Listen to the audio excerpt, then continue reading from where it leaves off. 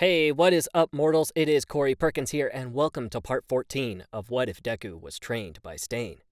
Just wanted to greet you guys by saying sit back and relax. You're in for a treat, and so, we begin.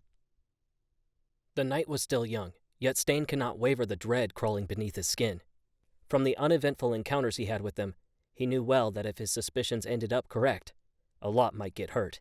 However, from the perspective of being a villain himself before reverting into vigilancy, the group seemed to lack quality amongst its ranks, and so it dawned upon him. "Stain, sir, there's a suspicious movement observed from the farther parts of the forest. There's a warp gate and swarming villains coming out of it." Stain never deplored if the villains attacked UA High, for there was other things on his plate. It just so happened that the class they preferred to infiltrate and induce turmoil on this time has inherent true heroes, and a true hero amongst them. He placed upon himself to ensure that these chosen children will face the future, so they'll be of great examples as heroes in this rotten society. Meanwhile, as Pixie Bob announced the test of courage, the majority of the students vibrated in excitement. Some due to the chance to bear witness of seeing their classmates frightened, while some looked forward to seeing which could scare their fellow young heroes. All that excitement was not shared with the selected Class 1A and Class 1B students, who failed the test and therefore were required to take remedial classes instead of participating in tonight's event. When Pixie Bob finished laying out the rules, the pairings started to be drawn. Izuku ended up being alone. Not that he minded, of course. He just thought it would be a great opportunity to know more of his classmates. It was a little too tranquil, Izuku thought, as his mind wandered off a little to the attack on the USJ. However, he could now forget those images of the night's tranquility when two villains appeared in front of them.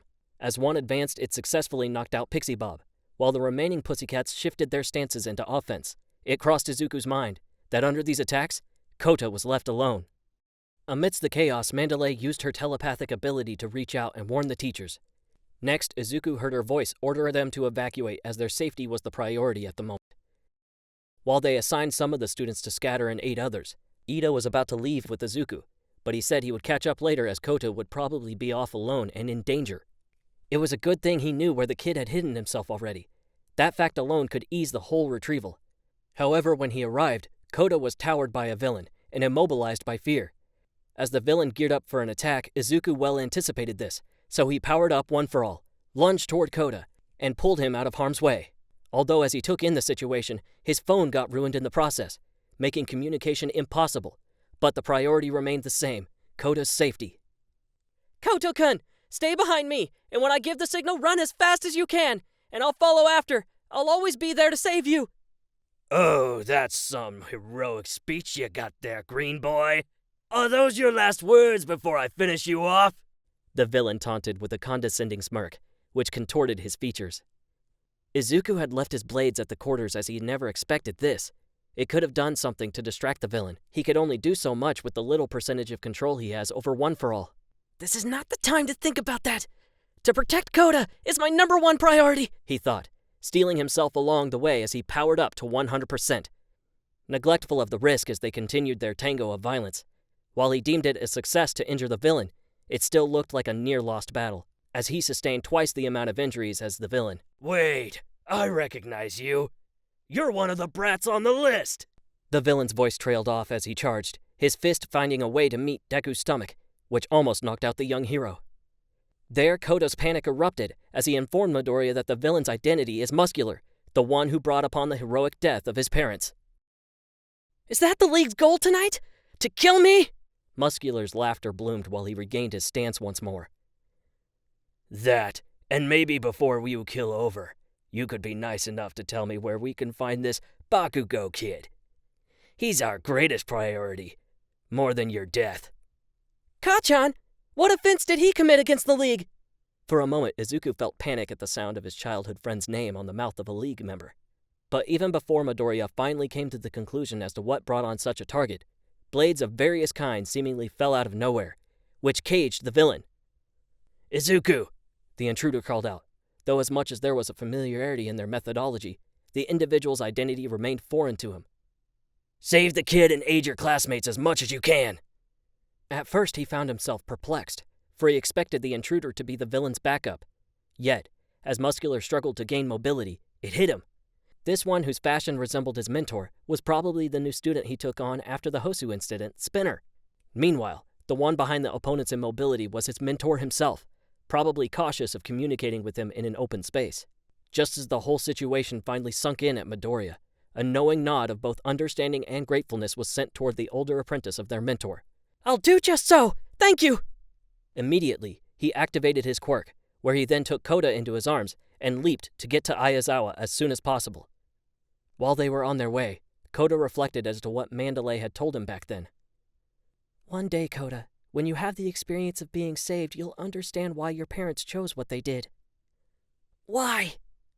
The child spoke out of the blue, not unnoticed by the young hero, while they passed through almost half of the forest undetected by other villains. "Are you asking me why I did what I did back there, Kotakun?" "Yes. I wanted to understand why you had to do what you did, and why my parents had to do the same thing." Frustration laced his voice. He was just a child too young to understand everything. Yet he needed to know if he'll remember this day. He would remember this day when he could be hopefully old enough to look from more than a child's perspective. "Because..." Despite the soreness of his body and the urgency of the situation, Midoriya decided to stop a little to address the child's inquiry. "Kotakun, some would selflessly break their own body and give up what they hold most dear for others. A selfless act is the essence of a hero." After that, they proceeded on their way with Midoriya silent about the sobs he heard, as a respect to the child's privacy. Finally, as Aizawa came into view, he knew from the look of his problem child that there was a villain encounter that preceded their arrival. And so relief washed over him with the sight of a less injured Midoriya Izuku, especially with how hard it was for his body to control his quirk. "Aizawa-sensei!" His tone implied that his student probably wound up with valuable information and that someone was in danger. "Kacchan! Kacchan is their target. They told me his capture is of greater importance than my death. What should we do?" The teacher took Koda from his student's arms. He straightened up his back along with the usual hard look reflected in his eyes, a telltale sign of an order from a hero to the aspiring ones. "Midoriya, go find Mandalay. Make sure she tells everyone that I, Shota Aizawa, will allow the students to utilize their quirks in the battle for self-defense. I shall take responsibility afterwards." "Yes, sir," Midoriya retorted, and went off his way to find Mandalay. By the time Midoriya finally reached Mandalay, the villains that had attacked them were down. There was a worried look in her eyes about Koda, but Izuku assured the child's safety as he brought him to Aizawa. "Mandalay, Aizawa-sensei gave me an order for you to tell everyone. Please tell everyone this. I, Shota Aizawa, will allow the students to utilize their quirks in the battle for self-defense. I shall take responsibility afterward. And then, let them also know that the villain's target is Kacchan." He gave a curt and a nod and proceeded to leave, for he should not waste any time. Every minute wasted could mean success for the villains. However, Mandalay was left to wonder as to who was this Kacchan. Nevertheless, she did as told and sent out the message of self-defense. She then took a breath momentarily and gave the second part of the warning to the students. "Also, whoever Kacchan is, needs to avoid contact with villains, especially acting independently." While everyone who heard her was taken aback with surprise and worry, many shared their nervousness for their classmate. But one felt the opposite. He ran into the forest toward the villain on their opposite end. "Stop talking in my head!" Irritation was plastered upon his face. Bakugo would not be satisfied with the last message from Mandalay. It was unsatisfying enough for him that he was forced to work with Todoroki, whom he calls half-and-half bastard, along with these stupid villains. Their exchange of blows against the villains continued until momentarily halted as Todoroki froze the villain's blade. "Didn't you hear? She just said you were being targeted by the villains." Todoroki feels exasperated due to his classmate's attitude. Like everyone else, Bakugo tended to be severely stubborn. Especially this time. It was becoming impossible to reason with him sometimes. "That damn Deku did something! I just know it! Saying fight, then don't fight! Don't tell me what to do!" If he was irritated just a while ago, then right now Bakugo only felt anger. He tried to land an explosion only to have another one of the villain's teeth-like blades in his space, and ice from Todoroki to aid him with the after-attack. Although the option of retreating was on the table considering the opponent's expert use of the terrain to his advantage, the gas covering just drove them into a corner. Usage of his fire as well as Bakugo's explosion would risk burning the forest and taking down everyone with it, which gets them nearer to the edge. Meanwhile, on the other side, just near their current location, Midoriya and Meizo are dealing with Fumikage's struggle against Dark Shadow, who has grown in size and is out of control. They were both told to go away, as they will get killed by Dark Shadow. However, Midoriya refused to agree. "Midoriya, you have got to choose right now. You can still move a little despite the injuries. Choose between Bakugo or Fumikage. Even in this situation, he refused to agree once more. I can't do that. There must be a way to save both. That's the only option I will take. But they weren't lucky enough, as the villain who cut Mizo's arm just a while ago returned with his teeth like blades headed their way. The only option they could take was to lure Dark Shadow toward the villain, which they took despite the risk in the gamble. Though they still had hope in saving both Katsuki and Shoto with this plan. Anyone, make a light!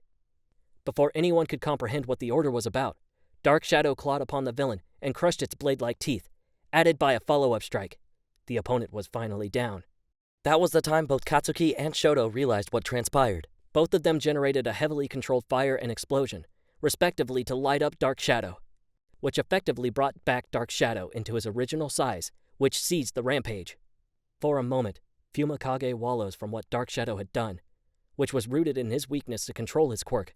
He was quickly told by both Midoriya and Meizo not to feel guilty about it, that things like it indeed happen and are understandable as they are just in training too. Let's surround Bakugo on our way to Aizawa-sensei. That way all sides are guarded, Shoto said. Bakugo hated the whole setup, for he was more than capable of protecting himself. Thus he deemed this whole escorting unnecessary, for they won't help him anyway. Not so far from them were both Ochiko and Tsuyu, who were up against one of the villains whose affection for drawing blood from others was her greatest desire. She looked like she was the same age as they were, yet the dangerous glint of her eyes implied no hesitation to kill. Thank you all for indulging yourself in the story thus far. Hope you enjoyed it. Now there are a few more things that I'd like to go over before the video ends. Firstly, we have a second channel called Anime Deep Dive. Anime Deep Dive goes deep into the facts and lore of a wide variety of anime. It's sure to expand your weeb knowledge of all kinds of series, guaranteed. On top of that, we have a third channel called We the Celestials Naruto What Ifs. It's what we do on this channel already, but in the vast world and lore of Naruto. Go check it out if you're in the mood for some jutsu action. I'd like to let all of you know on behalf of We the Celestials, I'd like to thank everyone involved in this production of today's awesome content. Their details will be in the description below. If you're perhaps interested in what we do here at WTC, then I would like to extend out an invitation to join the team. The only caveat being we only accept members 16 and older to join our crew. You can find us on our Discord, which you can locate in the description below. Our Discord is an all-around fantastic place to be, whether you're a fan or looking to join our band of misfits. All you gotta do is hit up the recruitment server and sign up for whichever category of work fulfills your interest. We're always looking for members to join us. Well, that's it from us for today's video. So, thank you all for watching and have a great day!